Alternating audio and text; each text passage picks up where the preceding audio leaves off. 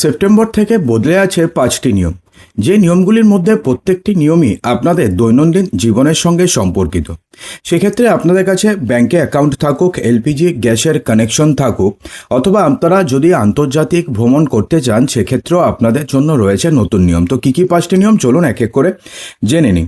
দেখুন, প্রথম, banking, LPG gas cylinder, আয়কর এবং আন্তর্জাতিক ভ্রমণের মতন অনেক নিয়ম বদলে যাবে 1 সেপ্টেম্বর থেকে।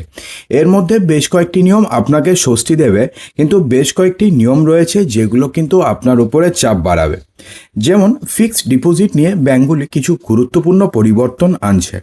নতুন নিয়ম অনুযায়ী 3 কোটি টাকা বা তার বেশি অঙ্কের বড় ডিপোজিটের ক্ষেত্রে ব্যাংকগুলিকে প্রতিদিন সকালে 10:10 মধ্যে তাদের ওয়েবসাইটে সুদের হার ঘোষণা করতে হবে। নর্মালি কী হয়, বিভিন্ন যে বেসরকারি যে স্মল ফিনান্স ব্যাংকগুলো থাকে তারা কি করে, কাস্টমারদের টানার জন্য তারা বিভিন্ন কাস্টমারদের বিভিন্ন সময়ে বিভিন্ন ব্রাঞ্চে বিভিন্ন রেট অফার করে। ধরুন, আপনি কলকাতাতে একটি ব্রাঞ্চে, একটা স্মল ফিনান্স ব্যাংকের একটি ব্রাঞ্চে আপনি ধরুন 10 লাখ টাকা একটা ফিক্সড ডিপোজিট করাচ্ছেন। ধরুন ওই দিনে অন্য কোনো সময়ে সেম 10 লক্ষ টাকার এফডি করাচ্ছে অন্য কোনো একটা ব্রাঞ্চে, দুটোর মধ্যে কিন্তু রেট অফ ইন্টারেস্টের একটা বিশাল পার্থক্য আসবে। তো সে কারণে রিজার্ভ ব্যাঙ্ক অফ ইন্ডিয়া এবার বলে দিয়েছে যে কোনো ব্যাংককে সকাল 10:10 মধ্যে তাদের ওয়েবসাইটে ওই দিনের রেট অফ ইন্টারেস্ট কী থাকবে সেই রেট অফ ইন্টারেস্ট উল্লেখ করে দিতে হবে।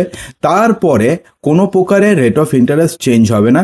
সে কোনো ব্যক্তি যে কোনো ব্রাঞ্চে যে কোনো সময়ে এফডি করান না কেন, তাকে যেন same rate of interest offer করা হয়। অর্থাৎ এটা কিন্তু যারা এফডি করাতে বেশি পছন্দ করেন তাদের জন্য কিন্তু একটা দারুণ সুখবর হতে চলেছে। 1 সেপ্টেম্বর থেকে ভারত থেকে বিদেশে যাওয়া বিমান যাত্রীদের আর ইমিগ্রেশন কাউন্টারে বোর্ডিং পাসে স্ট্যাম্প লাগানোর প্রয়োজন পড়বে না।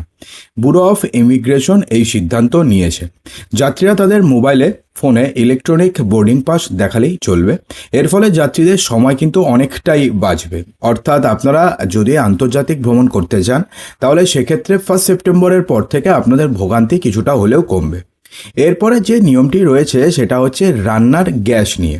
রান্নার গ্যাসের গ্রাহকদের জন্য এটি একটি অত্যন্ত গুরুত্বপূর্ণ তথ্য।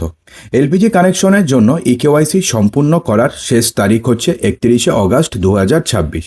অর্থাৎ আপনাদের মধ্যে যারা এখনও পর্যন্ত এলপিজি গ্যাসের ইকেওয়াইসি কমপ্লিট করেননি তাদের 31 অগস্টের মধ্যে করে নিতে হবে। অন্যথায় কি হবে, আপনারা একে তো রান্নার গ্যাসের ভর্তুকি পাবেনই না, উপরন্তু আপনি যে রান্নার গ্যাস কিনছেন সেটাকেও আপনাকে, তো সেই কারণে যারা এখনও পর্যন্ত রান্নার গ্যাসের ইকেওয়াইসি কমপ্লিট করেননি তারা কিন্তু খুব তাড়াতাড়ি অর্থাৎ 31 অগস্টের মধ্যে করে নেবেন।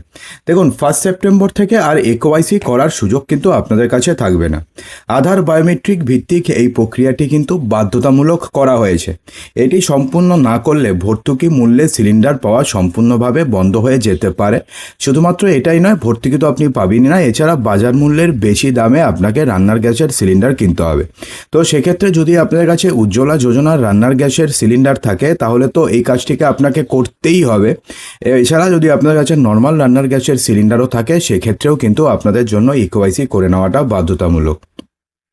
এছাড়া উপরে উল্লেখিত পরিবর্তনগুলো ছাড়াও 1 সেপ্টেম্বর থেকে এলপিজি গ্যাসের দাম, বিমানের জ্বালানির দর, ব্যাংক এফডি সুদের হার এবং এটিএম ব্যবহারের চার্জেও কিছু পরিবর্তন আসার সম্ভাবনা রয়েছে। তো সেক্ষেত্রে আরও জানিয়ে দিই যে যদি আপনাদের কাছে কোনো এফডি করা থাকে তাহলে সেক্ষেত্রে সেই এফডিগুলোতে কিন্তু ইন্টারেস্ট রেটের কিছু পরিবর্তন হতে পারে। তো সে কারণে আপনারা একবার খোঁজ করে নেবেন যে ব্যাংকে আপনারা এফডি করেছেন সেখানে ইন্টারেস্ট রেটে কোনো চেঞ্জেস হয়েছে কিনা। যদি হয়ে থাকে তাহলে সেক্ষেত্রে আপনারা সেই এফডিগুলোকে আবার নতুন রেটে রিনিউ করাতে পারেন অথবা কিছুদিন ওয়েট করতে পারেন। তারপর যখন আপনাদের ম্যাচুরিটি হয়ে যাবে তখন আপনারা নতুন রেটে আবার এফডি করে নেবেন। তো বন্ধুরা, আশা করবো যে ভিডিওটিতে আপনাদের সমস্ত কিছু সঠিকভাবে বোঝাতে পেরেছে। ভালো লাগলে লাইক করবেন, শেয়ার করবেন, চ্যানেলটিকে সাবস্ক্রাইব অবশ্যই করবেন।